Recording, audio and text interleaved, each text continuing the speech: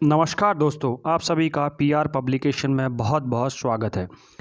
Daily के basis पे हम अपने यूजर्स को एक क्वेश्चन देते हैं आंसर राइटिंग करने के लिए। तो आज हम लोग इसी लेक्चर में आज के क्वेश्चन को डिस्कस करेंगे। क्या उसका एक मॉडल आंसर हो सकता है, उसके बारे में आपको बताएंगे और कुछ नई चीज़ें आपको जानने को मिलेंगी, क्योंकि कल के लेक्चर में हमने कुछ नए वर्ड्स जाने, डायरेक्टिव वर्ड्स के बारे में थोड़ा कुछ फेमिलियर हुए। तो आज कुछ दो नए डायरेक्टिव वर्ड्स हैं, उसके बारे में जानेंगे कि वो डायरेक्टिव वर्ड्स कैसे होते हैं और आंसर को कितना चेंज कर देते हैं। तो आज हम लोग इसी लेक्चर में उसके बारे में डिस्कस करें। तो वीडियो को अंत तक देखिए और वीडियो को लाइक कीजिए, सब्सक्राइब कीजिए चैनल को अगर आप नए हैं तो। देखिए, आज का जो क्वेश्चन है वो इस प्रकार है। Hydrogen fuel cell technology is considered as a panacea for carbon free transport of future, critically discuss, also evaluate, India preparedness to adopt it. अगर मैं इसका हिंदी में देखूं तो हाइड्रोजन, देखो बहुत सारे जो हमारे आंसर राइटिंग करते हैं, जो हमारे यूजर्स हैं, वो हिंदी में भी आंसर लिखते हैं, तो मैं उनके लिए भी ये चीज़ को पढ़ता हूं। हाइड्रोजन ईंधन सेल प्रौद्योगिकी को भारत के कार्बन मुक्त परिवहन के लिए एक सर्वश्रेष्ठ विकल्प माना जाता है। आलोचनात्मक चर्चा कीजिए, इसे अपनाने के लिए भारत की तैयारियों का भी मूल्यांकन कीजिए। जैसे कि आप सभी लोग जानते हैं कि सबसे पहले हम लोग क्वेश्चन को की फ्रेजेस, की वर्ड्स में तोड़ते हैं, उसके बाद डायरेक्टिव वर्ड्स की बारी आती है, उसके बाद क्वेश्चन को फ्रेम किया जाता है कि किस तरह से आपने आंसर को लिखना है। क्योंकि क्रिटिकल वर्ड जो होते हैं, जो डायरेक्टिव वर्ड्स होते हैं, वो क्वेश्चन के जो लिखने का तरीका होता है, उसका ऑब्जेक्टिव होता है, उसको पूरी तरह चेंज कर देते हैं। देखिए, अगर मैं क्वेश्चन को देखूं तो सबसे पहले आपको की फ्रेजेस में देखूं तो हाइड्रोजन फ्यूल टेक्नोलॉजी सबसे पहले आपका एक की फ्रेज आता है, और दूसरा है हमारा considered as a panacea for free carbon free transport. अब यहाँ पर दूसरा है कार्बन फ्री। कार्बन फ्री एक कीवर्ड है, इसको हमने एक्सप्लेन करना नहीं है, बट एक पूरा एक फ्रेज बन जाता है कि कार्बन फ्री इन्वायरमेंट और हाइड्रोजन फ्यूल टेक्नोलॉजी का क्या रिलेशन है। तो ये जो एक सेंटेंस दे रखा है, इससे हमने क्या करना है, इसको क्रिटिकली डिस्कस करना है, राइट। अब क्रिटिकली डिस्कस का मतलब क्या होता है उसके बारे में अभी बताऊंगा वीडियो में। और आगे जो दूसरा वर्ड है हमारे पास आता है वो है evaluate. Evaluate India preparedness to adopt it. Bharat की तैयारी कैसी है, क्या इसको अडॉप्ट करने के लिए अभी तैयार है या नहीं, उसके बारे में डिस्कस करना है। तो दूसरा जो कीवर्ड है, डायरेक्टिव वर्ड है, वो है आपका इवैल्यूएट। तो इन दोनों का क्या मीनिंग हो जाता है, क्रिटिकली डिस्कस का क्या मीनिंग हो जाता है सॉरी, तो उसके बारे में बताते हैं।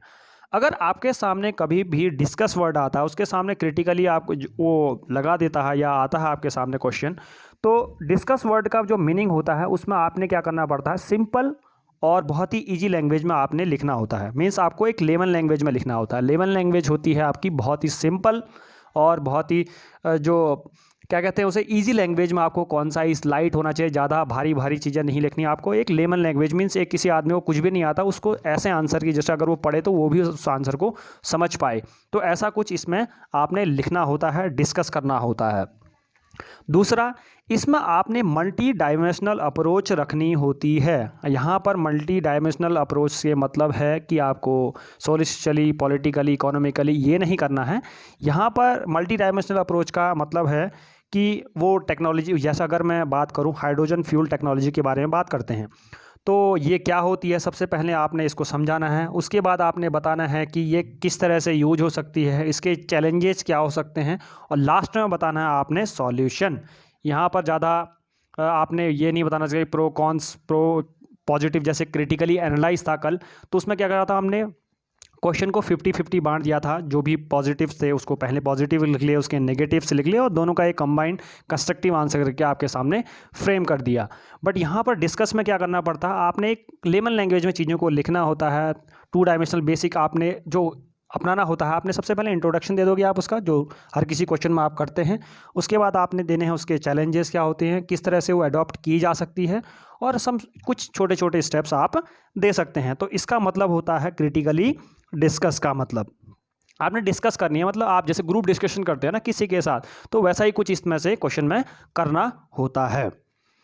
अब बात करते हैं क्वेश्चन के सेकंड पार्ट की। Also evaluate India preparedness to adopt it. India की क्या सी तैयारी है इसको अडॉप्ट करने के लिए, क्या इंडिया अभी तैयार है, उसके बारे में हम डिस्कस करेंगे। तो यहाँ पर जो दूसरा कीवर्ड आता है वह है evaluate, right. Evaluate, analyse examine, critically analyse, critically examine, critically evaluate अगर आपके सामने आता है क्वेश्चन में तो आप कल वाला मेथड इस्तेमाल करें। इसमें क्या करना है आपको, मैं इस क्वेश्चन को डिवाइड कर रहा हूँ 50/50। इसमें आपने प्रोस कॉन्स ये लिखने पड़ते हैं और क्या क्या इम्प्लीकेशन हो सकते हैं, दोनों को आपने वेटेज देना होता है, प्रोस को भी और कॉन्स को भी, और एक छोटा सा कंक्लूजन आप उसमें दे सकते हैं कि क्या हो सकता है। इसमें आपको थोड़ा सा आपने कॉन्साइज होना पड़ता है। क्रिटिकली डिस्कस में आप थोड़ा सा लेमन लैंग्वेज में चीज़ों को ले सकते हैं, बहुत ईजी और सिंपल सा लैंग्वेज में आपने इसको लिखना होता है, और उसकी अप्रोच मैंने आपको बता दी है। तो आज का जो क्वेश्चन है, बहुत सारे जो हमारे यूजर्स हैं, मुझे सबसे ज़्यादा डिसअपॉइंटेड ये होती है कि हमारे जो यूजर्स हैं, पेड यूजर्स हैं और अदर्स जो हमसे जुड़े हुए हैं, यूपीएससी की तैयारी कर रहे हैं, वो आंसर राइटिंग नहीं कर रहे हैं। तो बहुत काफ़ी ज़्यादा डिसअपॉइंटमेंट होती है मुझे। अगर आप देखिए, सबसे बड़ा हार्ड एंड ये रूल है, मीन्स एक सच्चा कड़वा सच है कि अगर आप आंसर राइटिंग नहीं करते हैं तो आप सर और मैडम आप एग्ज़ाम कभी क्वालिफाई नहीं कर सकते, आप कभी IAS नहीं बन सकते। जितने भी हमारे जो यूजर्स हैं, बहुत कम लोग इसमें लिखते हैं, मुझे तो नाम गिना सकता हूँ, इतने कम लोग उसके आंसर राइटिंग करते हैं। मैं रिक्वेस्ट करूँगा कि सभी से आंसर राइटिंग करें और इस एग्ज़ाम को सीरियसली लें। अगर आप सीरियस में एक IAS एस्पिरेंट हैं तो, और IAS बनना चाहते हैं फ्यूचर में। तो आज डिस्कस करते हैं हम लोग आंसर। सबसे पहले क्वेश्चन है हमारा, फ्यूल सेल को सबसे पहले मैंने हाइड्रोजन टेक्नोलॉजी क्या होती है उसको डिस्कस कर दिया, क्या होता है उसका टेक्नोलॉजी क्या होती है और उसके पीछे से क्या ड्राइविंग फोर्स है उसके बारे में डिस्कस कर लिया। सॉरी, हाइड्रोजन अब देखिए उसके बारे में बात करने वाले हैं। सेकंड जो पार्ट है इसका कि considered as a panacea for carbon free transport. तो हाइड्रोजन, अब देखिए इसमें हमने क्या है, क्रिटिकली डिस्कस करना है। तो क्रिटिकली डिस्कस करना है तो हमने क्या करना है, इसमें सिंपल और लूसिड लैंग्वेज में लिखना है, बहुत इजी लैंग्वेज में, जो एक लेमन भी उसको समझ पाए, जो मतलब मीन्स जिसको उस सब्जेक्ट के बारे में भी जानकारी नहीं है उसके बारे में ऐसा कुछ लिखना होता है। तो मैंने भी ऐसे कुछ स्टार्ट किया। तो how hydrogen fuel are better than traditional fuel use in transport, और इसमें मैंने एक हेडिंग बना दी है। आप भी इस टाइप की हेडिंग्स बना सकते हैं। तो जैसे मैंने बताया, by product are water and heat free from carbon, ऐसे कुछ बहुत छोटे छोटे से पॉइंट बनाते हैं जो एक लेमन भी उस चीज़ को समझ सकता है। सेकंड, उसके बाद मैंने बता दें कि चैलेंजेस क्या हैं, कि ये जो हाइड्रोजन फ्यूल टेक्नोलॉजी है वो अडॉप्ट क्या मीन्स अभी तक यूज क्यों नहीं हो पा रही, क्या क्या चैलेंजेस अहेड खड़े हैं जो अभी दुनिया इसको अच्छे से अडॉप्ट नहीं कर पा रही है। तो ये दूसरे वाले चैलेंजेस हो गए। और तीसरा मैंने बता दिया कि अब देखिए लास्ट जो पार्ट था कि क्या स्टेप किस तरह से इसको इफेक्टिवली यूज किया जा सकता है, उसके बारे में पॉइंट्स भी बता दिए। मैंने ऊपर वालों को क्रिटिसाइज नहीं है, ना ही उनके ऊपर पॉइंट को ज़्यादा लिया है। तो इसमें मैंने कुछ बता दिया है कि किस तरीके से आप इसको इस्तेमाल कर सकते हैं। इसकी जो आपकी डॉक्यूमेंट है उसको मैं शेयर कर दूंगा चैनल पे, तो आप उसे ज़रूर देख लीजिए। टेलीग्राम जो चैनल है हमारा PR पब्लिकेशन का। India preparedness to adopt. अब मैंने जो दूसरा पार्ट था हमारा इवैल्यूएट था, इवैल्यूएट के अंदर आपने क्या करना था, क्रिटिकली जो 50/50 वाला पोर्शन रहता है, इसमें प्रोज और कॉन्स की तरफ जाना पड़ता है आपने, और एक लास्ट में कंस्ट्रक्टिव कंक्लूजन के साथ अपने आंसर को फिनिश करना होता है। तो सिमिलरली मैंने भी इसमें कुछ ऐसा किया। How can be use in future effectively, ये मैंने बता दिया। नहीं सॉरी, ये इंडिया प्रिपेयर्डनेस के बारे में बताओ। तो गवर्नमेंट इनिशिएटिव बताते हो कि गवर्नमेंट इनिशिएटिव क्या बता रहे हैं कि ये प्रिपेयर्डनेस है, इंडिया कितना प्रिपेयर है इसके लिए। तो फास्टर एडॉप्शन, मैन्युफैक्चर, ये वो मैंने काफ़ी 3-4 पॉइंट इसमें लिख लिए हैं।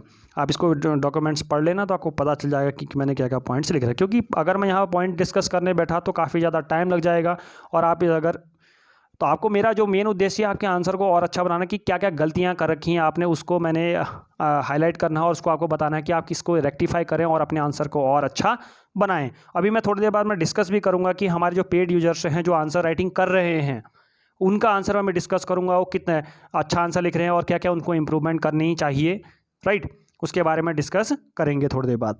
Challenges faced and how it can be adopted मैंने कुछ लिख रखा, और लास्ट में एक छोटा सा कंक्लूजन से मैंने इसके आंसर को फिनिश कर दिया है।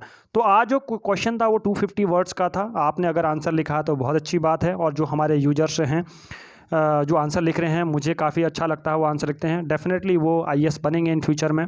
और जो लोग नहीं कर रहे हैं तो उनसे मैं रिक्वेस्ट अगेन मैं करता हूँ कि आप आंसर राइटिंग करना शुरू करें। सर लास्ट में आप नहीं कर पाएंगे प्रिपरेशन, अगर आप अभी से करें तो आपका सिलेक्शन होना तय है।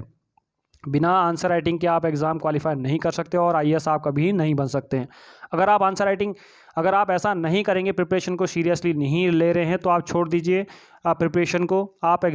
आप किसी और एग्ज़ाम की प्रिपरेशन करें और कुछ और चीज़ें सोचें। आप आईएएस के लिए नहीं बने अगर आप ऐसा सीरियसली नहीं ले रहे हैं तो आईएएस की प्रिपरेशन को। चलिए आगे शुरुआत करते हैं। जिसने वीडियो लाइक नहीं करी है वीडियो को लाइक कीजिए, जिसने सब्सक्राइब नहीं किया, नए यूजर्स हैं तो आप सब्सक्राइब कीजिए पीआर पब्लिकेशन को। तो आज हम लोग हम डिस्कस करते हैं हमारे जो पेड यूजर्स हैं उनके आंसर क्या हैं। बहुत कम लोगों ने इसके आंसर लिख रखे हैं। हमारे सबसे पहला जो आता है, और एक रिक्वेस्ट है कि आप 7 बजे से पहले इस चीज़ को नहीं 5 बजे से पहले आंसर को अपलोड कर दें चैनल पे, जो हमारे पेड ग्रुप्स हैं उसमें कर दें, ताकि मैं रिव्यू कर सकूँ आपके आंसर को। तो उसमें से हमारे जो आंसर राइटिंग लिखने वाले हैं वो है हमारे अमर सिंह जी, हमारे आकांक्षा जी, हिराल सोलंकी जी हमारे, जिन्होंने आंसर लिख रखा है, लिपिका ने लिख रखा है, और लास्ट ये हमारे 4-5 जो यूजर्स हैं जो डेली के बेसिस में आंसर लिखते हैं। मैं इन लोगों को काफ़ी खुशी होती है कि ये लोग आंसर लिख रहे हैं और फ्यूचर के आईएएस ये ज़रूर बनेंगे। देखिए सबसे पहले अगर मैं आंसर की बात करूँ तो सबने लगभग कॉमन पॉइंट लिख रखे हैं, मुझे अच्छा लगा। बट क्या है कि जो आज मैंने जो कीवर्ड है इसकी तरफ थोड़ा सा आप ध्यान जरूर दें। आपने आंसर बहुत अच्छे से लिख रखे हैं, शुरुआत अच्छी लग रही है, आपका इंट्रोडक्शन अच्छा है। इंट्रोडक्शन तो लगभग जितने भी हमारे यूजर्स हैं उनका सभी का आंसर सेम है। एडवांटेजेस के बारे में बात कर रखी है, डिसएडवांटेजेस के बारे में बात कर रखी है, राइट, प्रोज कंसर्न क्या हो सकते हैं, और इंडिया की प्रिपेयर्डनेस। और देखिए सबसे पहली चीज़ है कि इन्होंने आंसर को जो है, जितने भी हमारे यूजर्स हैं उन्होंने क्या कर रखा है कि जो सारे आंसर हैं उनको क्या कर दिया, इंडिया का जो पार्ट था उसको इवैल्यूएट था, उसको प्रोज एंड कॉन्स ना लिखते हैं, उनको डायरेक्टली उसको ख़त्म कर दिया और वे फॉरवर्ड के साथ कम। तो यहाँ पर थोड़ी सी कमी दिखती है कि आप आंसर को थोड़ा सा और इलेबोरेट करते थे। और जो चीज़ मैंने आपको बताई, इस चीज़ को नेक्स्ट टाइम में जब भी एक आए, देखिए आज छोटे छोटे जो कीवर्ड्स हैं इनको आप ध्यान में रखें और अपने आंसर को और इम्प्रूव कर सकें। तो इस तरह से आपको मैंने बता दिया, यही इंप्रूवमेंट है। आंसर सभी के कॉमन हैं, सभी के जो पॉइंट्स हैं वो सब बराबर ही हैं। मीन्स अगर मैंने सभी आंसर मैंने जो पढ़े कॉमन पॉइंट्स हैं, सब ने लिख रखा है रेडली अवेलेबल। जैसे हमारी सोलंकी जी ने लिख रखा है, काफ़ी अच्छा है, ड्रामेटिक। और एक और चीज़ आपको मैं बता देता हूँ लास्ट में, जो वीडियो ख़त्म करने से पहले मैं आपको बता देता हूँ कि जब भी आंसर लिखे हैं तो जैसे ये वाला है डिस्कस एंड कमेंट वाले, जब भी क्वेश्चन आते हैं इसमें यूज कर सकें अपने फ्लो चार्ट्स का यूज कर सकते हैं। आपको जो सब हेडिंग्स के अंदर है इसके अंदर फ्लो चार्ट, अपना टाइम सेव करने के लिए, जब 250 मार्क्स से कोई जो क्वेश्चन आते हैं आपके, उसमें आप फ्लो चार्ट का इस्तेमाल करें छोटे छोटे, ताकि आपका टाइम सेव हो जाए और आंसर भी पूरा कंप्लीट हो जाए। तो आप इसका भी इस्तेमाल कर सकते हैं। आई hope you like the discussion. और जो अगर आज मैं जो चुनूँ आंसर सभी के लिए बराबर, सभी का जो आंसर है वो बहुत अच्छा लगा मुझे। आज ऐसा कोई मुझे आंसर एक थोड़ा सा सटीक अलग से आंसर नहीं लगा, सबका आंसर लगभग सेम था और अच्छा आंसर था। सभी ने एक होलिस्टिक अप्रोच के साथ आंसर को लिख रखा है। I hope you like the video, do like share and subscribe to the channel. और अपने कमेंट्स को देखिए, मुझे कमेंट्स में बताएं कि मैं और क्या इंप्रूव कर सकता हूँ और कौन सी नई वीडियोज़ आपके ला सकता हूँ, तो मुझे ज़रूर बताइए सर में। तो ये आज के डिस्कशन को यहीं पर ख़त्म करते हैं। जय हिंद, जय भारत।